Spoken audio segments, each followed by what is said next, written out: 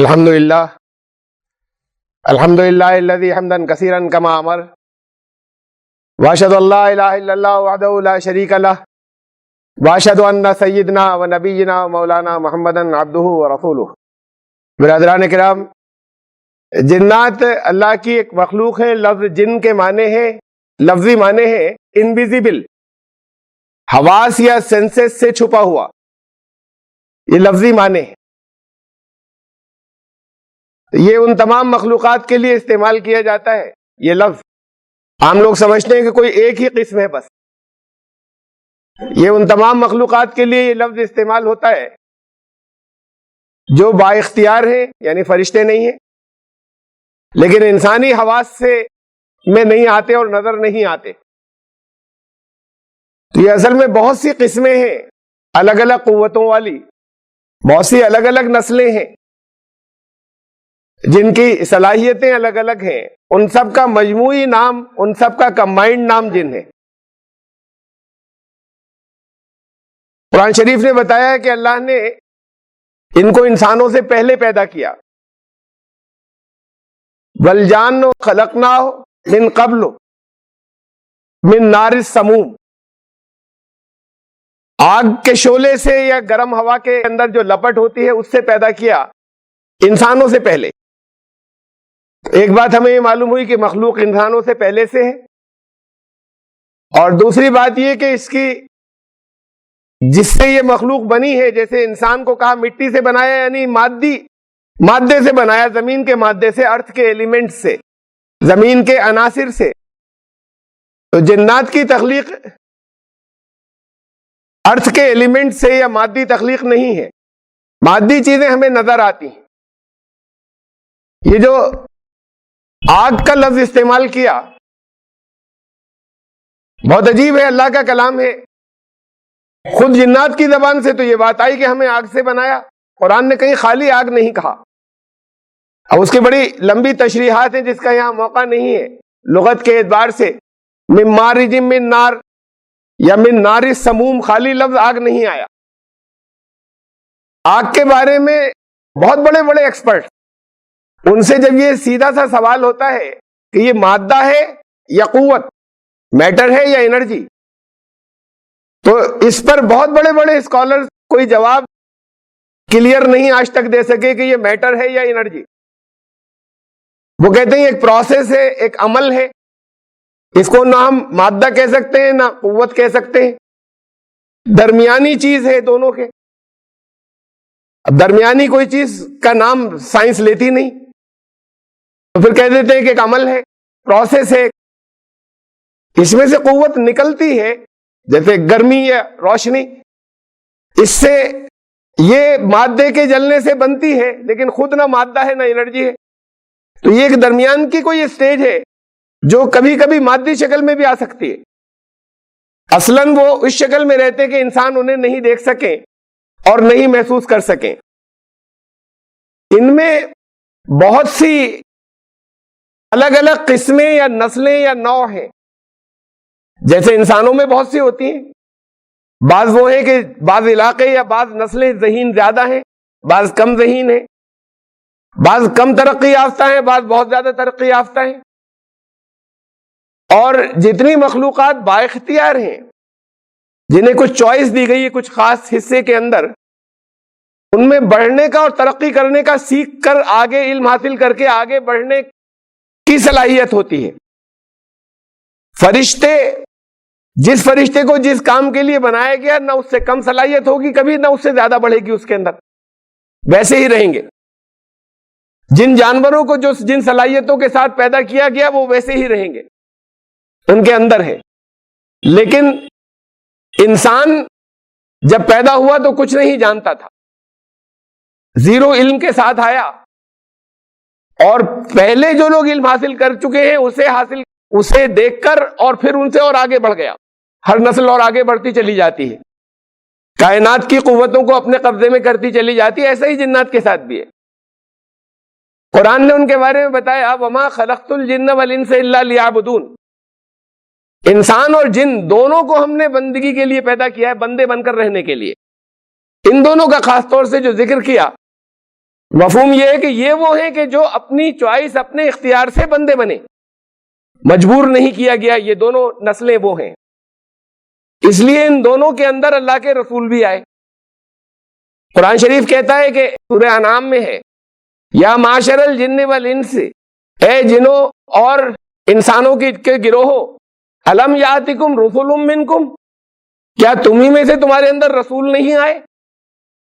تو اس کا مطلب یہ ہے کہ جنوں میں بھی وہ رسول ہمیشہ انہی لوگوں میں سے ہوتے تھے جن کے درمیان آتے تھے، تاکہ وہ قابل تقلید بن سکیں، تاکہ وہ نمونہ بن سکیں، تاکہ ان کے پیچھے لوگ چل سکیں، ان کی چیزیں اختیار کر سکیں. تو انسانوں میں انسان رسول آئے، جنوں میں جن رسول آئے. یہ قرآن کی آیت سے واضح طور پر معلوم ہے. اور جب رسول آئے ہدایت دینے کے لیے، انہیں اختیار دیا گیا اور ان سے کہا گیا کہ بندگی کی زندگی گزارنا، تو ان میں جہنمی بھی ہیں اور جنتی بھی ہیں. جہنم کا تذکرہ میں ایک جگہ کا آپ کو بتاتا ہوں، بہت سی جگہوں پر ہے. قرآن شریف نے سورہ اعراف میں کہا، وَلَقَدْ ذَرَأْنَا لِجَهَنَّمَ كَثِيرًا مِنَ الْجِنِّ وَالْإِنسِ، ہم نے بہت بڑی تعداد میں انسانوں اور جنوں کو پیدا کیا جو جہنم میں جائیں گے. بہت بڑی تعداد ان کی ایسی ہے، انسان بھی اور جن بھی. اور سورہ رحمان میں دونوں کو خطاب کیا، اور بھی جگہوں پہ تذکرہ ہے، لیکن سورہ رحمان میں زیادہ واضح ہے.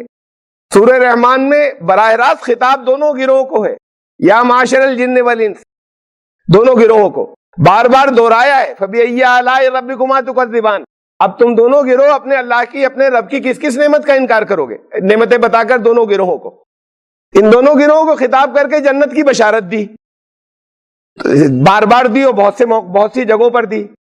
تو پھر ان دونوں گروہوں میں جنتی بھی ہیں، جہنمی بھی ہیں، یعنی نیک لوگ اور فرما بردار بھی ہیں، اور وہ بھی ہیں کہ جو شریر ہیں اور جو باغی ہیں اللہ، انسانوں اور جنوں دونوں میں سے. جنوں کے بارے میں قرآن یہ بتاتا ہے کہ ان کی ذریت بھی ہوتی ہے، نسل بھی ہے ان کی، بہت سی جگہوں پہ ذکر کیا نسل کا. تو پھر ان کی نسل بھی ہوتی ہے، جیسے انسانوں کی نسل آگے چلتی ہے ایسے ہی ان کی نسل بھی آگے چلتی ہے. یہ ہمیں بہت سے ثبوت اس کے ملتے ہیں کہ عام ان کی عمریں انسانوں سے بہت زیادہ ہوتی ہیں، لیکن مرتے بھی ہیں، گزرتے چلے جاتے ہیں. اس لیے کہ یہ بھی قرآن شریف میں ہے کہ جب جہنم کے اندر کسی گروہ کو ڈالا جائے گا تو ان سے کہا جائے گا کہ تم سے پہلے جو لوگ گزرے تھے ان میں بھی بہت جہنمی تھے، وہ جا چکے ہیں جہنم میں، اب تم بھی جاؤ.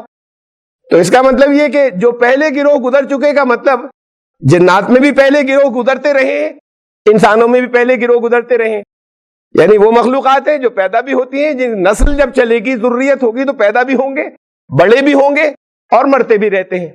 عمریں چاہے لمبی ہو چاہے جتنی طویل ہو، ہر ایک کی، انسانوں کی عمر کا اوسط الگ، ان کی عمر کا اوسط الگ. دونوں میں اللہ نے ہدایت کا انتظام کیا. ان کی پاورز کے سلسلے میں طرح طرح کی جتنی کہانیاں، قصے، میں آپ کو ساری مستند باتیں بتاؤں گا. جو لوگوں کے اندر طرح طرح کے کہیں اگر وہم ہے یا تصورات ہے یا جو کچھ سمجھا ہے، اس میں سے بعض حقیقت ہے اور بعض چیزیں خالی قصے ہیں یا افسانے ہیں یا لوگوں کے گڑھے ہوئے ہیں یا غلط باتیں لکھی ہوئی ہیں. انسانوں کے ساتھ میں جو اب ایک نسل وہ بھی ہے، ایک نسل یہ بھی ہے. اس تعلقات کا ان کا آپس میں باہمی تعلق کیا ہے، یا ان کی قوتیں کیا کیا ہیں؟ قوتوں کے بارے میں چونکہ جیسے میں نے بتایا کہ الگ الگ قوت کی نسلیں ہیں ان میں بہت سی، اس میں وہ بھی ہیں کہ جو بعض جانوروں یا خاص طور سے سانپ کے بارے میں ہمیں معلوم ہے. میں اشارے دوں گا اور میں وضاحت کروں گا یہاں، لیکن قرآن میں بھی اشارہ ہے اور حدیث میں بھی ہے کہ سانپ کی شکل بعض، سب نہیں، ان کی بعض قسمیں سانپ کی شکل کے اندر سامنے آ سکتی ہیں یا سانپ کا جسم اختیار کر لیتی ہیں. اس لیے کہ یہی لفظ جان جن کی جمع ہے، خلق الجان من مارج من نار، اللہ نے ان جنوں کو پیدا کیا آگ کے شعلے سے، گرم آگ کے شعلے سے، تو جان لفظ آیا. حضرت موسیٰ علیہ السلام دو صورتوں میں ہے، یہ سورہ نمل میں، سورہ قصص میں. حضرت موسیٰ علیہ السلام کو جب نبوت ملی تو اس کے بعد پھر اللہ نے ان سے کہا کہ موسیٰ یہ تمہارے ہاتھ میں جو عصا ہے اسے ڈالو زمین پر، لاٹھی، والق عصاک. اب لفظ جان آیا ہے، انہوں نے اسے بھاگتے ہوئے دیکھا، جیسے کہ جان یہاں پہ ترجمہ ہے جن، جیسے کہ جن، وہ سانپ جو ہے وہ بھاگا ایسے، یہاں جیسے کوئی سانپ بھاگ رہا ہو، جن نہیں ہے، یہاں پہ ترجمہ ہے سانپ. کہ وہ ایسے دوڑتا ہوا نظر آیا جیسے سانپ دوڑ رہا ہو. تو لفظ, یہی ایک لفظ سانپ کے لیے بھی قرآن میں ہے, یہی ایک لفظ جو ہے وہ جن کے لیے بھی قرآن میں ہے. اور جب ایک ہی لفظ قرآن میں دو حقیقتوں کے لیے الگ الگ آتا ہے تو ان کی آپس میں ریلیشن شپ ہوتی ہے ہمیشہ. جیسے حضرت آدم کے لیے سین کاف نون یہ مادہ ہے. آدم و حوا سے کہا یا آدم اسکن انت وزوجک الجنہ, آدم جاؤ اب جنت میں تم اور تمہاری زوجہ, اس سین کاف نون اسکن یعنی سکون یعنی سکونت اختیار کرو, ٹھہرو, یہ بھی اس کے معنی ہیں. اور اس کے ہی معنی سکون کے بھی ہیں کہ تم وہاں پر سکون حاصل کرنا. یہ ایک ہی لفظ دو کے لیے استعمال ہوتا ہے. تو پھر ان دونوں کا آپس میں تعلق ہوتا ہے کہ جو ٹھہرنے کی جگہ ہوتی ہے وہاں سکون ملتا ہے, جو مستقل ٹھہرنے کی جگہ ہے, سفر میں نہیں ملتا سکون. ایسے ہی جان لفظ قرآن میں یہی ایک لفظ جو ہے وہ سانپ کے لیے بھی آیا اور یہی لفظ جنات کے لیے بھی آیا. اس سے معلوم ہوا کہ ان کی آپس میں ریلیشن شپ ہے. پھر ہمیں بعض اس لیے, ورنہ ہم جو قرآن سے براہ راست تصدیق ہوتی ہے وہ تمام حدیثیں تو لازماً درست ہیں, جو قرآن کے خلاف نہیں ہے وہ تمام بھی درست, ان پر بھی عمل کرنا یا انہیں ماننا ٹھیک درست ہوتا ہے. تو یہاں اس سے تائید ملتی ہے. بعض احادیث کے اندر بہت سی احادیث ہیں, مثلا مسلم میں ایک حدیث ہے کہ عوامر, یہ جو گھریلو سانپ ہوتے ہیں انہیں مت مارا کرو, لوگ مار دیتے ہیں. گھروں میں جو سانپ نکلیں انہیں مارا مت کرو, ان میں جنات ہوتے ہیں. تو اور پھر وہ نقصان ہو جاتا ہے انہیں مارنے سے. بلکہ ہدایت یہ ہے یا مشورہ یہ ہے کہ انہیں وارننگ دیا کرو 3 روز تک کہ اگر یہاں سے چلے جاؤ نہیں تو ہم مار دیں گے, اس لیے کہ ہمیں نہیں معلوم کہ جن ہو یا سانپ. تو یہاں سے ہٹ جاؤ نہیں تو ہم مار دیں گے. 3 روز کے بعد نظر آئے تب مارے, ورنہ نہیں مارے, اور وہ نقصان نہیں پہنچائیں گے. تو اب یہ بات آئی, حدیث کے اندر آئی. بہت سے لوگ ایسی حدیثوں کو کہتے ہیں کہ یہ تو خلاف عقل ہے یا ہم نہیں مانتے, لیکن قرآن سے تائید ہوتی ہے کہ قرآن میں یہی لفظ سانپ کے لیے استعمال ہوا ہے اور یہی لفظ جو ہے وہ جن کے لیے استعمال ہوا ہے. تو اس سے اشارہ نکلتا ہے کہ رابطہ ہے دونوں میں, اور بعض سانپ جنات کی شکل میں آ سکتے ہوں گے جیسا کہ اس حدیث کے اندر تذکرہ ہے. یہ اور ہمیں ایسا یا نظر آتے ہیں کہیں تو انسانی ہیولے یا انسانی پروفائل کے اندر آ سکتے ہیں, وہ مادی انسان نہیں ہوتے, عام طور سے مادیت کی شکل اختیار نہیں کر سکتے. ایسے بھی ان کے اندر قسمیں ہیں, وہ کچھ گروہ ہیں کہ بعض مادی چیزوں میں دخل دے سکتے ہیں, بس کہ کچھ کام کر لیں, کچھ چیزوں کو ہلا دیں, اس سے زیادہ نہیں. براہ راست انسان کو مادی طور پر نقصان نہیں پہنچا سکتے. اگر پہنچا سکتے ہوتے تو بہت بڑی تعداد شیاطین کی ہے, یہ انسانوں کو قتل کر دیتے, ہمیں تو نظر آتے نہیں, وہ سب کو مار دیتے, کسی کو زندہ ہی نہیں رہنے دیتے. اب جیسے انسان کوئی چیخ کے بھاگے کہ بھئی کوئی حملہ کر رہا ہے, کم سے کم حملہ کرتے ہوئے معلوم ہو جائے, اور چیخے کوئی دعائیں پڑے اور بچ جائے, تو رات کو سوتے میں گلا گھوٹ دیتے کہ اس وقت بھاگ بھی نہیں پائے گا, کوئی انسان بچتا ہی نہیں, دشمن ہے. تو براہ راست کسی کو, یہ جو لوگ ڈرتے ہیں غلط ڈرتے ہیں. یہ قوت اور یہ طاقت ہی نہیں ہے کہ انسان کو اس شکل میں قتل کر سکے یا انسان. ہاں بعض گروہ ان کے ایسے ہیں کہ جو بعض مادی چیزوں کو کچھ ایک جگہ سے دوسری جگہ کر سکتے ہیں. تو اس سے یہ ہوتا ہے کہ خوف طاری ہو جاتا ہے یا ڈر جاتے ہیں لوگ, لیکن براہ راست نقصان نہیں پہنچا سکتے. ڈر جانے کے بعد کچھ نقصان پہنچتے ہیں, اس کا ذکر میں آگے کروں گا. تو اس لیے جب حقیقت انسان کو معلوم ہو جائے تو معلوم ہو جانے کے بعد پھر اس کا صحیح استعمال کر سکے, پھر اس کو کوئی خوف نہیں رہنا چاہیے. پھر بھی رہتا ہے تو پھر یہ اب اس کی اپنی کمی کی بات ہے کہ رہتا ہے, ایک صحیح علم ہو گیا, اس کے بعد پھر اپنا نقصان اٹھائے گا. حضرت سلیمان علیہ السلام کے بارے میں قرآن شریف کے اندر ہے کہ اللہ نے ان کے جن تابع کر دیے تھے, انہوں نے خود قبضے میں نہیں کیے تھے. کسی بھی با اختیار مخلوق کو قبضے میں کرنا یا غلام بنا لینا منع ہے اور گناہ ہے.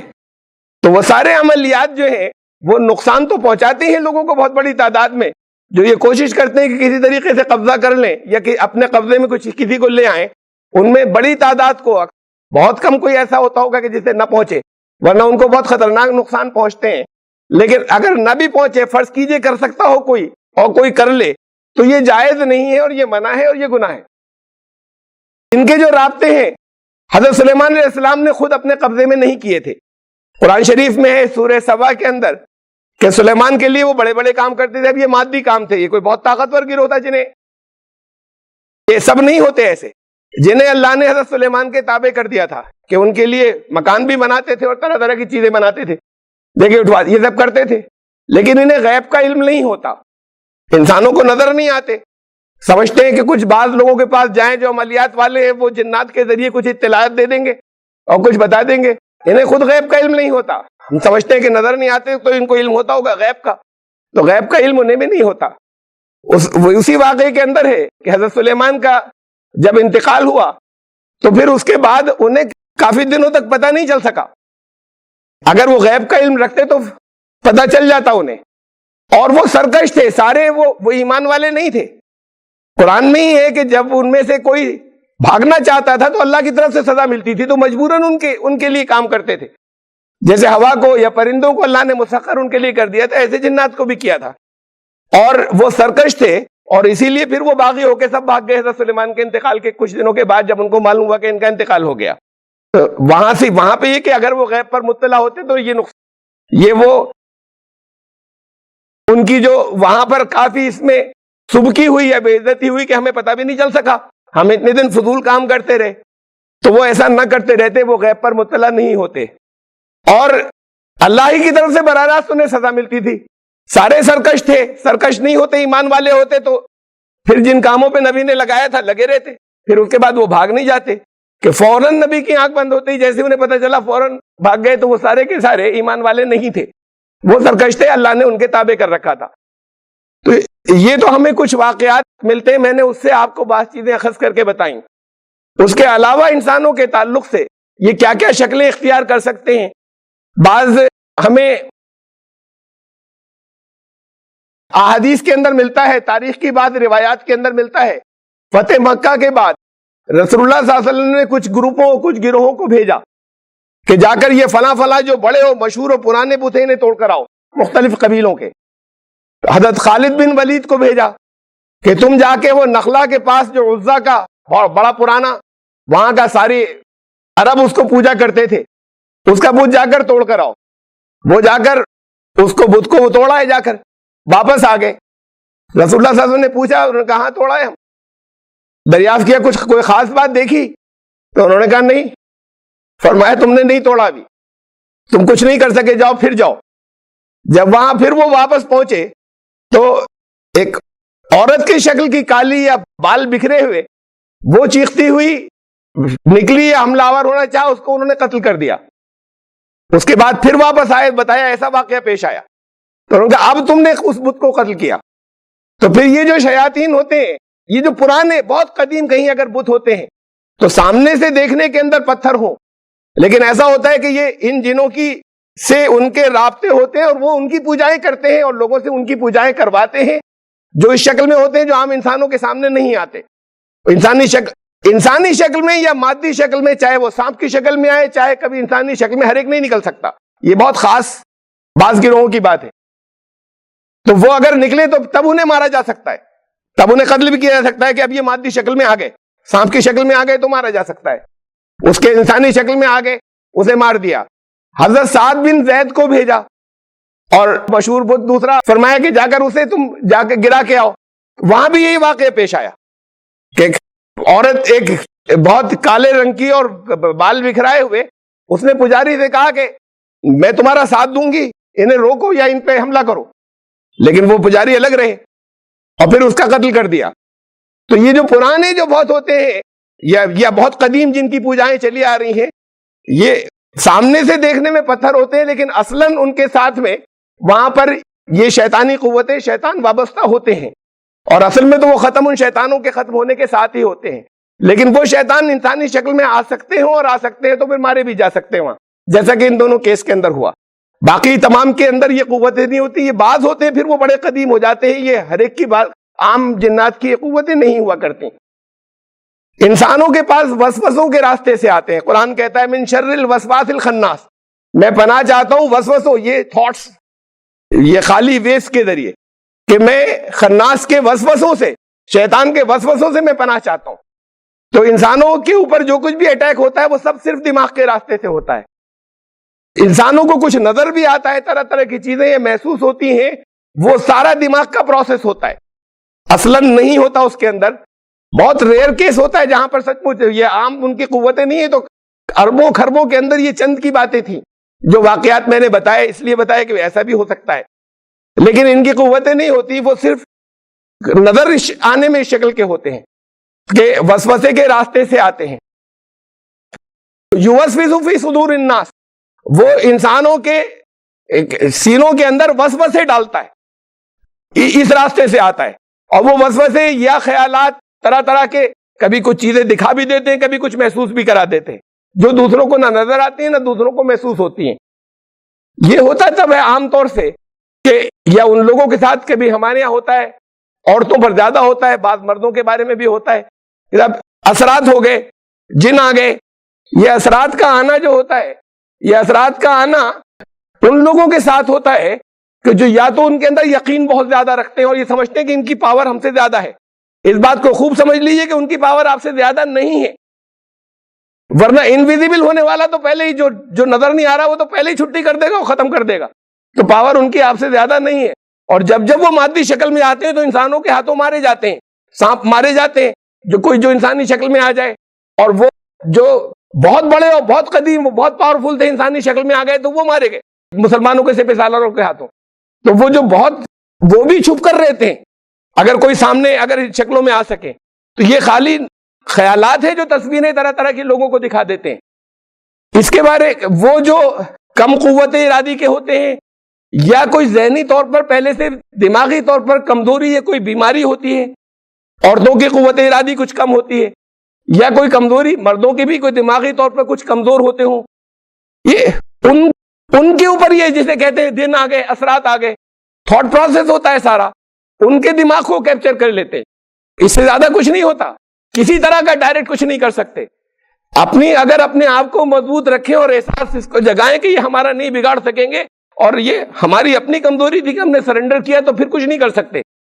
تو اسی لیے سائیکیٹرسٹ ہوتے ہیں, سائیکیٹرسٹ ڈاکٹر بہت سے جب سمجھاتے ہیں اور بہت سی چیزوں کو ذہنی طور پر جب مضبوط کر دیتے ہیں, تو بہت سے لوگوں کے وہ اثرات ختم ہو جاتے ہیں. خالی اس ذہنی طور پر مضبوط ہو جانے کے ساتھ میں ہی وہ اثرات ختم ہو جاتے ہیں. ایک جگہ اور ہے, جو لوگ خود اپنے آپ کو ان سے چھوٹا سمجھتے ہیں, تو ایک طریقے سے انہوں نے سرنڈر کر دیا, ان پر حاوی ہوتے, دوسروں پر نہیں ہوتے.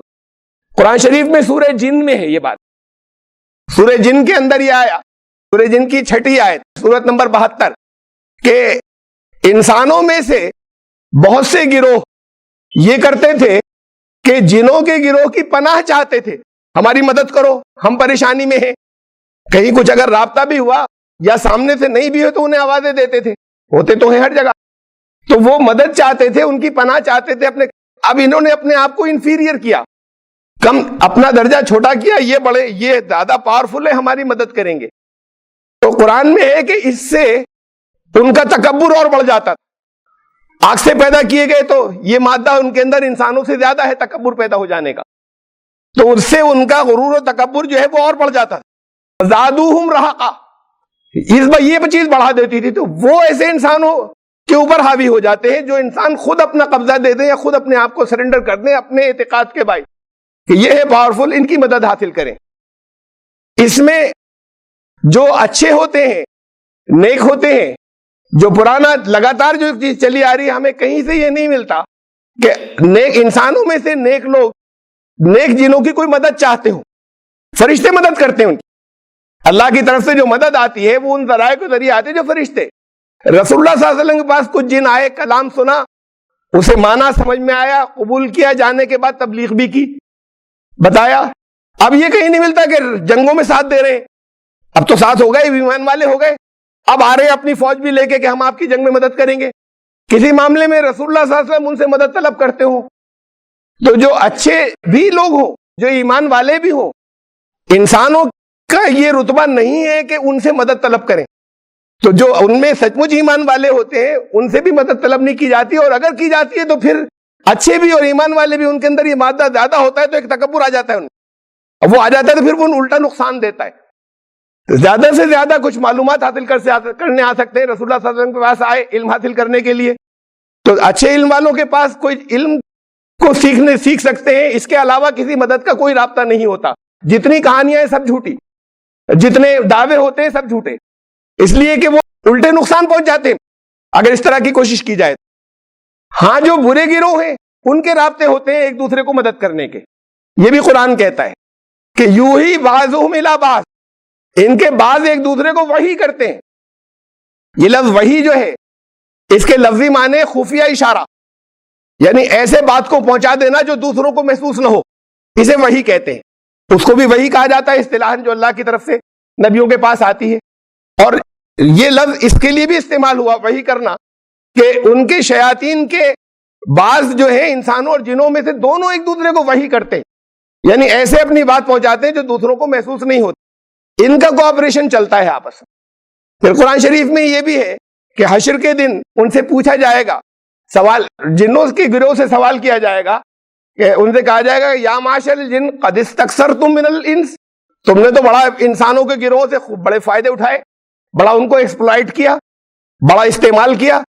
تو پھر ان میں سے وہ لوگ کہیں گے جو ان کے اولیاء تھے یا ان کے دوست تھے یا ان کے مددگار تھے انسانوں میں سے، وہ کہیں گے کہ اے رب، ربنا استمتع، اے ہمارے رب، بعضنا بھی بعض، ہم میں سے سب نے ایک دوسرے سے فائدہ اٹھایا، ہم نے بھی ان سے بہت اٹھائے، ہم نے بھی ان کا کوآپریشن حاصل کیا، انہوں نے بھی ہمارا کوآپریشن حاصل کیا.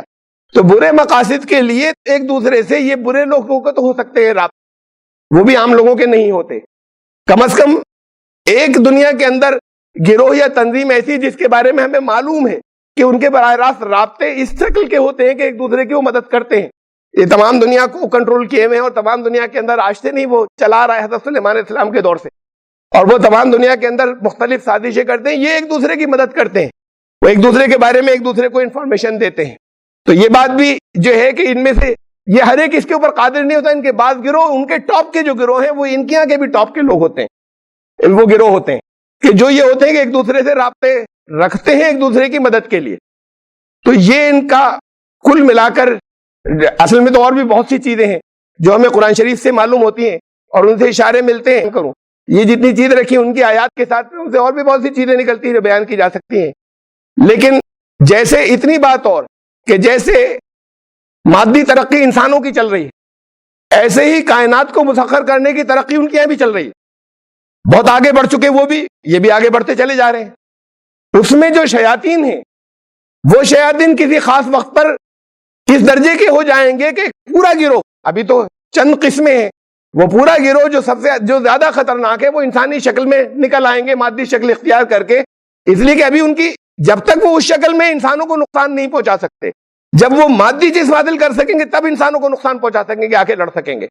تو یہ ہے یاجوج و ماجوج جو نکلیں گے، جو شیاطین ہیں، جو اب وہ دیواریں جو ہے، وہ دیوار کوئی مادی دیوار نہیں ہے، پہلے کبھی ہوگی کوئی مادی دیوار، لیکن حضرت عیسیٰ علیہ السلام کی واپسی کے دور، آخر کے دور کی بات ہے.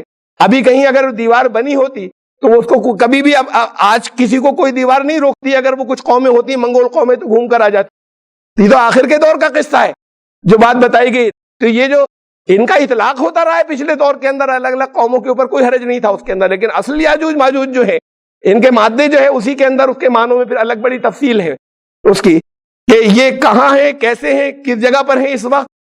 لیکن یہ کہ یہ نکل کھڑے ہوں گے، یہ شیاطین ہیں جو انسانی مادی شکل اختیار کر کے نکل آئیں گے، تب نقصان پہنچا سکیں گے اور پھر بڑے پیمانے پہ نقصان پہنچائیں گے. اور بات کو پھر یہ ہوگا کہ حضرت عیسیٰ کی فوجیں تک کمزور پڑیں گی اور اللہ کی مدد سے پھر کسی بیماری کے ذریعے وہ ہلاک ہوں گے. ان کا سردار، موجودہ سردار دجال ہے. پچھلے ہر دور کے اندر ہم کسی کے اوپر بھی دجال کا اطلاق کرتے رہے ہوں.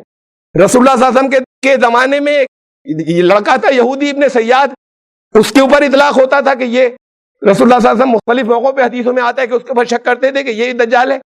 لیکن پھر حضور صلی اللہ علیہ وسلم نے بتایا کہ دجال پانی میں ہے بھی اور قید ہے، یہ بھی آپ نے بتایا تھا. تو یہ دو الگ الگ باتیں ہو گئیں. تو دجال کا اطلاق اس پر بھی ہوتا ہے. دجال استعمال جگہ جگہ مختلف لوگوں کو کر سکتا ہے مختلف زمانوں میں، جنہیں اس دور کا دجال کہہ دیا جائے. لیکن اصل دجال تو پھر وہی نکلے گا حضرت عیسیٰ کے دور کے اندر، جو اصل دجال آئے گا. جیسے یاجوج ماجوج یہ شیاطین کا ایک مخصوص گروہ ہے، سارے نہیں جو نکلیں گے جو مادی، ایسے ہی وہ بھی، ان کا جو سردار ہے وہ بھی مادی شکل اختیار کر کے نکل کھڑا ہوگا اور پھر بہت تباہی مچائے گا اور آخر میں پھر ختم ہوگا. تو اس کی تفصیلات آپ کو جاننا ہو تو اس پر ثبوتوں کے ساتھ میں، تو صرف میں نے 2-3 جملوں میں کہہ دیا. تو سورہ کہف کی وہی تفسیر ہے، وہ انٹرنیٹ کے اوپر موجود ہے، ویب سائٹ کے اوپر آپ اس کو تفصیل کے ساتھ میں سورہ کہف کے اوپر اس میں ثبوتوں کے ساتھ میں دیکھ سکتے ہیں. جو چیزیں جو حقیقتیں میں نے آپ کے سامنے رکھی. مقصد یہ تھا کہ جیسے مادی شکل میں اب اگر نکل آتے کوئی گروہ انسانوں کو نقصان پہنچانے والے تو اب کر چکے ہوتے. وہ یہ بہت بعد کے دور میں یہ قوتیں وہ حاصل کر لیں گے کہ ایک بڑے گروہ کی شکل میں انسانوں کو مارنے کے لیے نکلے. یہ نقصان یہ ابھی یہ قوتیں نہیں ہیں ان کے پاس.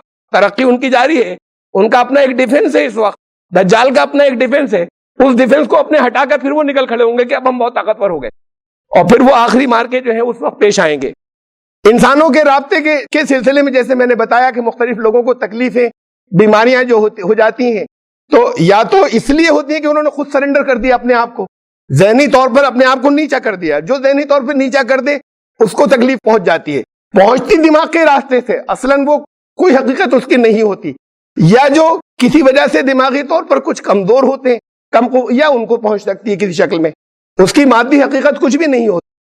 لیکن اگر اس شکل کی بعض چیزیں ہوں, کہیں تکلیفیں, تو اب لوگ پڑھتے ہیں کہ صاحب یہ ہم پڑھ رہے ہیں, ہم قل اعوذ برب الناس, قل اعوذ بالفلق, یہ معوذتین بھی پڑھ رہے ہیں, ہم آیت الکرسی بھی پڑھ رہے ہیں. حصار رسول اللہ صلی اللہ علیہ وسلم نے جو بتایا تھا, جو شیاطین کا حصار ہر ایک کو رکھنا چاہیے, جو حضرت حسین کے لیے کرتے تھے.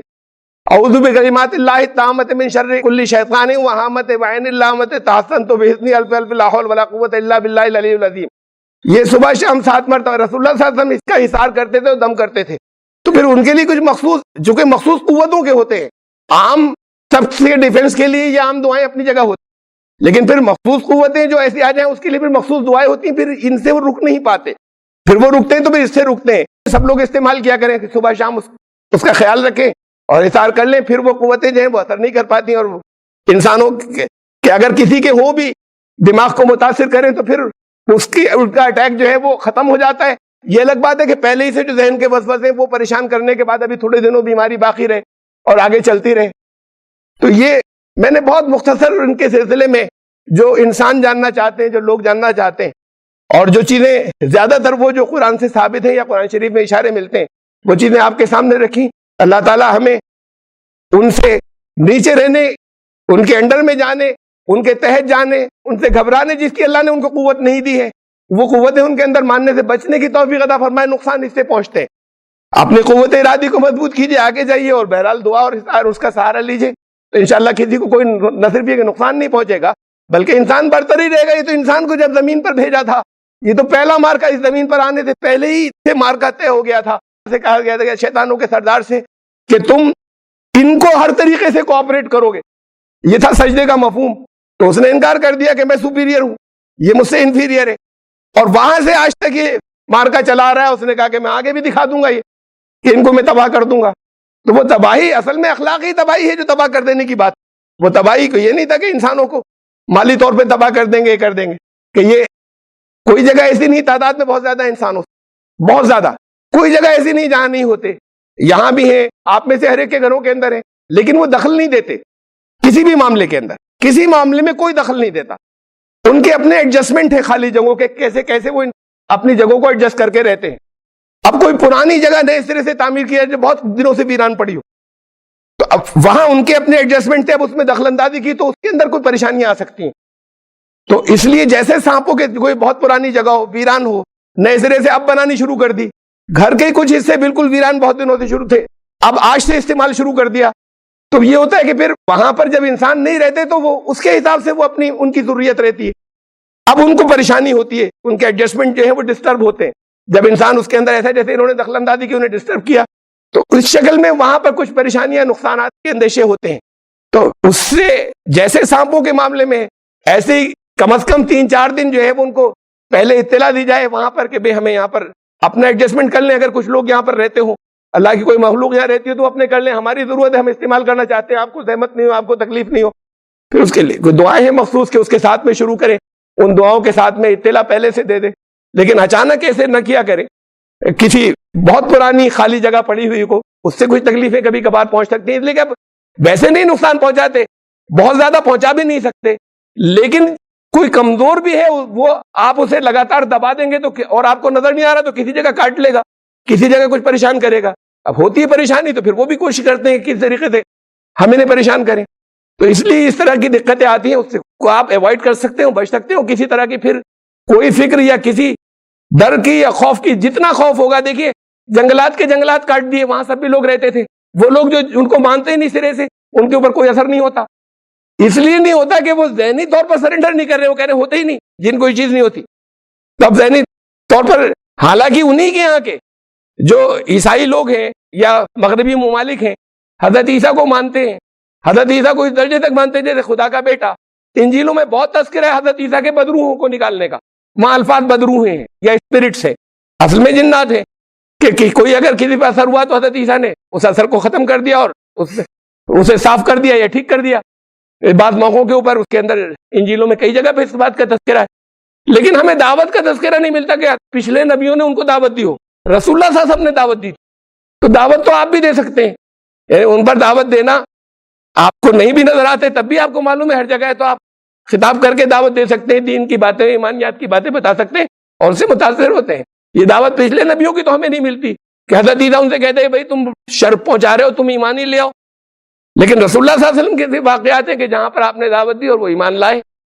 تو پھر ان کی امت کے لیے بھی یہ کہ ان کی امت کو بجائے ڈرنے کے، بجائے خوف کھانے کے، یہ تو ان میں سے بڑی تعداد گمراہ ہے، ان کی ہدایت کی فکر کریں، ان کے خیر خواہ ہو، جس کے آپ خیر خواہ ہوں وہ آپ کو نقصان نہیں پہنچائے.